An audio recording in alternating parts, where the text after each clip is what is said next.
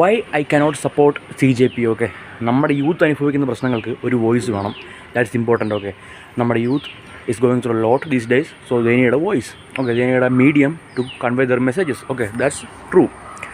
പക്ഷേ ഈ CJP എന്ന് പറയുന്ന ആ ഒരു മൂവ്മെൻറ്റ്, അല്ലെങ്കിൽ ആ ഒരു, okay, obviously we can call it A party. Okay, so the party അല്ലെങ്കിൽ ആ ഒരു മൂവ്മെൻറ്റ് എന്ന് പറയുന്നത്, വി ഓൾ നോ ദാറ്റ് അതിൻ്റെ ബാക്ക്ഗ്രൗണ്ടിൽ, ഓക്കെ, ഈ CJP എന്ന് പറയുന്ന അതിൻ്റെ ഫൗണ്ടിങ് മെമ്പറിനോ അല്ലെങ്കിൽ അതിൻ്റെ ഫൗണ്ടിങ് മെമ്പേഴ്സിനെ ഞാനൊന്നും പറയുന്നില്ല.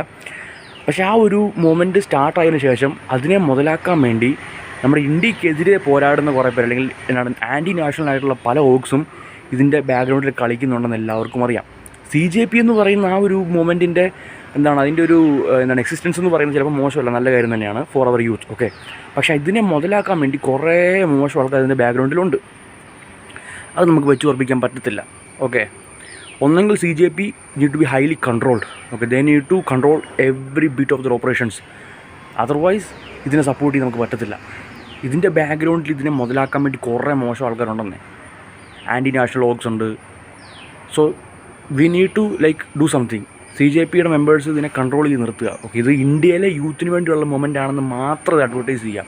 ഇതിൻ്റെ ബാക്ക്ഗ്രൗണ്ടിൽ കളിക്കാൻ വരുന്ന മോശമായിട്ടുള്ള ആൾക്കാരെ മൊത്തം അടിച്ചമർത്തുക, അവരെയൊക്കെ ഇതിന് പുറത്ത് പറഞ്ഞു വിടുക. ഓക്കെ, പിന്നെ ഫണ്ട് സ്വീകരിക്കുമ്പോൾ പ്രോപ്പറായിട്ടുള്ള ഒരു സ്ഥലത്തു നിന്ന് മാത്രം ഫണ്ട് സ്വീകരിക്കുക, അല്ലാതെ കണ്ടവന്മാരുടെ കയ്യിൽ നിന്ന് മൊത്തം, കാരണം അഫ്ഗാനിസ്ഥാനിൽ നിന്ന് പാകിസ്ഥാനിൽ നിന്ന് ഫണ്ട് മേടിച്ചേക്കല്ലേ.